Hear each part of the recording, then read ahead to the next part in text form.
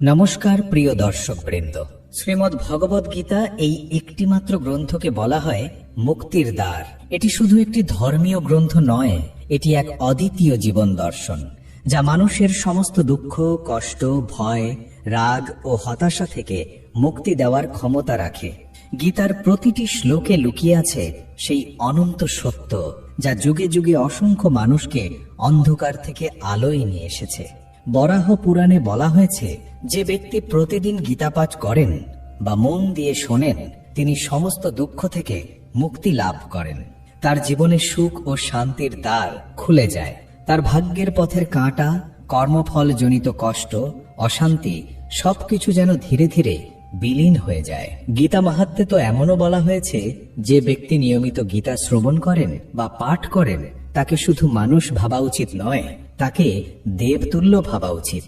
কারণ তার অন্তরে যে জ্ঞান ও ভক্তির আলো জ্বলে ওঠে, তা সাধারণ মানুষের সীমার বাইরে।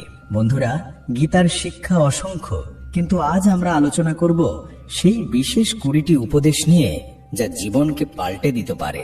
প্রথম উপদেশটি অত্যন্ত গুরুত্বপূর্ণ।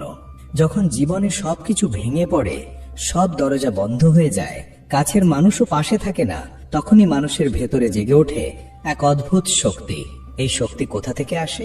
এটি আসে আমাদের নিজের মধ্য থেকে, সেই অন্তর্নিহিত শক্তি থেকে যা সাধারণ সময়ে আমরা অনুভবই করি না। আসলে সমস্যার সময়ই আমাদের চরিত্রের প্রকৃত নির্মাণ হয়। যতক্ষণ আমরা অন্যের উপর নির্ভর করে থাকি, ততক্ষণ নিজের আসল ক্ষমতা সম্পর্কে আমরা অজানা থাকি। যেমন একজন নাবিক শান্ত সাগরে কখনো নিজের দক্ষতা যাচাই করতে পারে না, যতক্ষণ না সে ঝড়ের মধ্যে দাঁড় টানতে বাধ্য হয়। ঠিক তেমনি যে মানুষ সবসময় অন্যের ভরসায় থাকে, সে জীবনের কঠিন পরীক্ষায় নিজের শক্তি আবিষ্কার করতে পারে না। গীতারই প্রথম শিক্ষা বলে, জীবনে যখন কোনো কঠিন পরিস্থিতি আসে, তখন ভয় পেয়ে পিছু হটবেন না, কারণ সমস্যাই আপনাকে আপনার আসল রূপ দেখায়। পৃথিবীতে 2 ধরনের মানুষ আছে। প্রথমত, যারা সমস্যার মুখোমুখি হয়েই ভেঙে পড়ে, হাল ছেড়ে দেয় এবং জীবনের কাছে পরাজিত হয়। দ্বিতীয়ত, যারা বিপদের সময় নিজের অন্তরের শক্তিকে জাগিয়ে তোলে, দাঁত নখ দিয়ে লড়ে যায় এবং শেষে জয়ী হয়। আপনি নিশ্চয়ই অনেকের মুখে শুনেছেন, যদি আমার জীবনে এই দুঃখ না আসতো, এই কষ্ট না আসতো, তাহলে আমি আজ এখানে পৌঁছতে পারতাম না। এই কথার গভীর অর্থ আছে, কারণ সোনা যেমন আগুনে পুড়ে খাঁটি হয়, তেমনি মানুষও দুঃখ ও সমস্যার মধ্য দিয়েই পরিশুদ্ধ হয়, শক্তিশালী হয়। বন্ধুরা, গীতার এই প্রথম উপদেশ আমাদের শেখায়, বিপদ থেকে পালিয়ে গেলে নয়, বরং তার মুখোমুখি দাঁড়িয়ে লড়াই করলেই আমরা সত্যিকার অর্থে মানুষ হয়ে উঠি।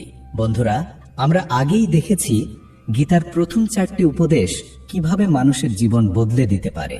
এবার চলুন এগিয়ে যাই। গীতার 5ম উপদেশে শ্রীকৃষ্ণ অর্জুনকে এক গভীর সত্য জানান। শ্রীকৃষ্ণ বললেন, অর্জুন, আমি প্রতিটি মানুষের প্রকৃত স্বরূপ জানি। আমি জানি তাদের অতীত, বর্তমান এবং ভবিষ্যৎ। আমি জানি তারা কে, তারা কিভাবে ভাবে, তারা কি উদ্দেশ্যে বেঁচে আছে। এর অর্থ দাঁড়ায়, ভগবান শুধু আমাদের কর্ম দেখেন না, তিনি আমাদের হৃদয়ের ভেতরের অনুভূতিও জানেন।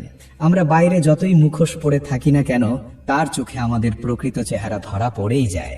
তবে শ্রীকৃষ্ণ এখানে আরেকটি কথা বলেন, আমাকে আসল রূপে চেনা অত্যন্ত কঠিন।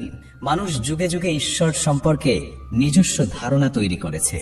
কেউ তাকে মনে করে শুধু করুণাময়, কেউ মনে করে তিনি রুষ্ট বিধাতা, কেউ আবার ভাবে তিনি অলৌকিক শক্তির এক কেন্দ্র।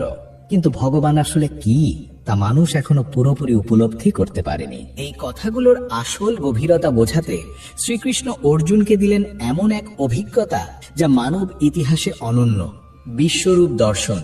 যুদ্ধক্ষেত্রের সেই মুহূর্তে শ্রীকৃষ্ণ তার দেবীয় শক্তি প্রকাশ করলেন। অর্জুনের সামনে উন্মোচিত হলো এমন এক রূপ যা বর্ণনার অতীত। সেখানে ছিল সমগ্র ব্রহ্মাণ্ড, অসংখ্য গ্রহ, নক্ষত্র, গ্যালাক্সি, এমনকি কোটি কোটি জীবের জন্ম ও মৃত্যু একই সাথে ঘটছে। কেউ জন্ম নিচ্ছে, কেউ অস্তিত্ব হারাচ্ছে। সবই যেন এক বিশাল মহাজাগতিক নৃত্যের অংশ। অর্জুন বিস্ময়ে অভিভূত, আবার ভয়ে কাঁপছিলেন। সেই রূপ ছিল একই সাথে সৌন্দর্যের চূড়ান্ত রূপ এবং ভয়েরও পরাকাষ্ঠা। তিনি দেখলেন সূর্য, চন্দ্র, নবগ্রহ, অসংখ্য দেবদেবী সবকিছুই সেই রূপের অন্তর্ভুক্ত, যেন সমগ্র সৃষ্টি জগৎ ভগবানের অন্তরে বিরাজ করছে। অর্জুন বিস্মিত কণ্ঠে বললেন, প্রভু, আমি আপনার মধ্যে শিবকে দেখছি, ইন্দ্রকে দেখছি, অগ্নিকে দেখছি, বায়ুকে দেখছি। আমি দেখছি এমন কোনো শক্তি নেই যা আপনার বাইরে। কিন্তু এই দৃশ্য এতটাই বিস্ময়কর ও ভয়ঙ্কর ছিল যে অর্জুনের হৃদয় কেঁপে উঠল। তিনি হাত জোর করে প্রার্থনা করলেন, প্রভু, দয়া করে আপনার এই মহাজাগতিক রূপ ফিরিয়ে নিন। আমি সেই প্রিয় স্নেহময় রূপটিই দেখতে চাই যা আমাকে শান্তি দেয়। তখন শ্রীকৃষ্ণ মৃদু হেসে বললেন, অর্জুন, তুমি যে রূপ দেখছো এটি আমার প্রকৃত স্বরূপের কেবল একটি অংশ মাত্র। অর্জুন বিস্মিত হয়ে প্রশ্ন করলেন, যদি এটি আপনার অংশ মাত্র হয় তবে আপনার সম্পূর্ণ রূপ কেমন? বন্ধুরা, এখানেই গীতার আসল রহস্য। ভগবানের শক্তি, জ্ঞান এবং উপস্থিতি এতই অসীম যে মানুষের পক্ষে তা পুরোপুরি উপলব্ধি করা অসম্ভব। যা আমরা দেখি তা কেবল তার এক ক্ষুদ্র প্রকাশ মাত্র। যেমন বিশাল সমুদ্র থেকে আমরা এক মুঠো জল তুলে ধরি, সেই মুঠো জল দেখে কি কখনো সমুদ্রের প্রকৃত গভীরতা বোঝা যায়? গীতা আমাদের শেখায়, আমরা যতই জ্ঞানী বা শক্তিশালী হই না কেন, ঈশ্বরের পরিপূর্ণতা অনন্ত। আর সেই অনন্তকে উপলব্ধি করতে হলে আমাদের হৃদয়কে বিনম্র করতে হবে এবং বিশ্বাসকে দৃঢ় করতে হবে। শ্রীকৃষ্ণ তখন অর্জুনকে এক গভীর সত্য জানান, অর্জুন, আমার কোনো আদি নেই, কোনো অন্ত নেই। আমি অনন্ত, অসীম, আমাকে মাপা যায় না। আমার কোনো নির্দিষ্ট রূপ নেই, কোনো নির্দিষ্ট নাম নেই। যে যেমন ভাবে আমাকে ডাকে আমি তেমন ভাবেই তার সামনে প্রকাশ হই। কেউ যদি আমাকে শিব বলে ডাকে আমি শিব রূপে প্রকাশ হই। কেউ যদি আমাকে রাম বলে ডাকে আমি রামের রূপে ধরা দিই। কেউ যদি শুধু প্রভু বলে ডাক দেয় আমি সেই স্নেহময় প্রভুর মতো তার জীবনে এসে দাঁড়াই। এই কথার মধ্যেই লুকিয়ে আছে ভগবানের অসীম লীলা। আমরা প্রায় ভাবি ঈশ্বর এক রূপে, এক নামে সীমাবদ্ধ, কিন্তু সত্যি কথা হলো তিনি সব রূপের, সব নামের, সব আকারের ঊর্ধ্বে। তার কাছে পৌঁছানোর কোনো একমাত্র পথ নেই। যে পথ দিয়ে তুমি ভালোবাসা ও বিশ্বাস নিয়ে ডাকবে সেই পথ দিয়েই তিনি তোমার জীবনে আসবেন। এই কারণেই ভগবদ্গীতা শেখায়, তোমার সমস্ত চিন্তা, ভয়, কষ্ট ভগবানের হাতে সমর্পণ করো। মনে বলো, হে ঈশ্বর, আমার জীবনের দড়ি এখন আপনার হাতে। যা হবে তা আপনার ইচ্ছায় হবে আর আপনিই তা সামলে নেবেন। যার মনে এমন ভাবনা জন্ম নেয় সে নিজের অন্তরে এক অদ্ভুত শক্তি অনুভব করতে শুরু করে। বিপদের সময়ও সে ভগবানের কৃপা স্পষ্টভাবে টের পায়। এরপর গীতার ষষ্ঠ শিক্ষা, যা কিছু করো তা কর্মের জন্যই করো, কিন্তু সেই কর্মে অন্ধভাবে জড়িয়ে যেও না। সম্পর্ক গড়ো আনন্দের জন্য, জীবনকে সুন্দর করার জন্য, কিন্তু সেই সম্পর্কের বাঁধনে এমন ভাবে নিজেকে আটকে দিও না যাতে তা তোমার দুঃখের কারণ হয়ে দাঁড়ায়। মানুষ বড়ই আশ্চর্য, যে জিনিসগুলো আনন্দের জন্য তৈরি সেগুলোকেই সে কষ্টের উৎস বানিয়ে ফেলে। দোষ দেব কাকে? প্রায়শই নিজের হাতে তৈরি সেই পৃথিবী মানুষকে আঘাত দেয়। তাই সম্পর্ক গড়ো ভালোবাসা দিয়ে, আনন্দ দিয়ে, না যে তা তোমাকে ভেঙে দেবে। গীতার সপ্তম শিক্ষা, মানুষের মনই তার সবচেয়ে বড় বন্ধু আর মনই তার সবচেয়ে বড় শত্রু। যখন মন তোমার নিয়ন্ত্রণে থাকে তখন সেটি তোমাকে আলো, শান্তি, জ্ঞান এবং উন্নতির পথে নিয়ে যায়। কিন্তু যখন তুমি তোমার মনের দাস হয়ে পড়ো তখন সেই মনই তোমাকে অন্ধকার, দুঃখ, বিভ্রান্তি আর পতনের দিকে ঠেলে দেয়। মনই হলো সমস্ত বন্ধনের কারণ আর মনই মুক্তির দরজা খুলে দেয়। অষ্টম শিক্ষা, যে মানুষ সবসময় নিজের লাভ ক্ষতির হিসেব আগে করে, নিজের স্বার্থকে প্রথমে রাখে, সে কখনো সত্যিকারের ভালোবাসা বুঝতে পারবে না। ভালোবাসা আসলে নিঃস্বার্থ। ভালোবাসা মানে নেওয়া নয়, দেওয়া। যখন তুমি কোনো স্বার্থপর মানুষের সঙ্গে সম্পর্ক করবে তখন ভালোবাসার বদলে তুমি কষ্টই পাবে, কারণ স্বার্থ আর প্রেম একই জায়গায় থাকতে পারে না। তাই এই স্বার্থপর দুনিয়ায় ভালোবাসা দেওয়ার আগে ভেবেচিন্তে দাও, যাতে তোমার হৃদয় ভাঙা না যায়। বন্ধুরা, এই পৃথিবীতে এক বড় ভুল ধারণা আমরা প্রায়ই লালন করি, যে আমরা যদি কাউকে ভালোবাসি সেও আমাদের একইভাবে ভালোবাসবে। বাস্তবতা কিন্তু ভিন্ন, বিশেষত কলিযুগে। এখানে অধিকাংশ সময় মানুষ ভালোবাসার বদলে কষ্টই পায়। তাই নিজের ভালোবাসা এমন কারোর হাতে তুলে দেওয়া উচিত নয় যে স্বার্থপর বা শুধুমাত্র নিজের সুবিধের কথা ভাবে, কারণ এমন মানুষের কাছে প্রেম এক ধরনের লেনদেন। যতক্ষণ তার লাভ আছে ততক্ষণ সে থাকবে, লাভ ফুরোলেই সে চলে যাবে। এবার আসি গীতার নবম শিক্ষায় শ্রীকৃষ্ণ বলেছেন, মানুষের জীবনে 3টি প্রধান অধ্যায় আছে: শৈশব, যৌবন এবং বার্ধক্য। তারপর আসে মৃত্যু। কিন্তু মৃত্যু শুধু শরীরের জন্য, অন্তরে যে আত্মা বিরাজমান তার মৃত্যু হয় না। আত্মা চিরন্তন এবং জন্মের পর জন্ম নিয়ে চলতে থাকে, যতক্ষণ না মন বাসনা ও আসক্তি থেকে মুক্ত হয়, যতক্ষণ না আমরা এই মায়া ও প্রাকৃতিক আসক্তির বন্ধন ছিঁড়ে ফেলি, ততক্ষণ আত্মার মুক্তি অসম্ভব। শ্রীকৃষ্ণ আরো শেখান, জীবনে আমাদের সুখ ও শান্তি বাসনার সাথে উল্টোভাবে সম্পর্কিত। বাসনা যত বেশি, সুখ তত কম। উদাহরণস্বরূপ, যদি আপনার মনে 100টি খুশির কারণ থাকে এবং মাত্র 10টি ইচ্ছা থাকে, তাহলে আপনার সুখ প্রায় 90% থাকবে। কিন্তু যদি 50টি ইচ্ছা থাকে, সুখ অর্ধেকে নেমে আসবে। আর যদি ইচ্ছার সংখ্যা 100 ছাড়িয়ে যায়, সুখ শূন্যে নেমে আসবে, এমনকি নেতিবাচক দিকে গিয়ে দুঃখের রূপ নেবে। সমীকরণ সহজ, ইচ্ছা কমলে সুখ বাড়বে, আর ইচ্ছা বাড়লে সুখ স্বয়ংক্রিয়ভাবে এসে যাবে।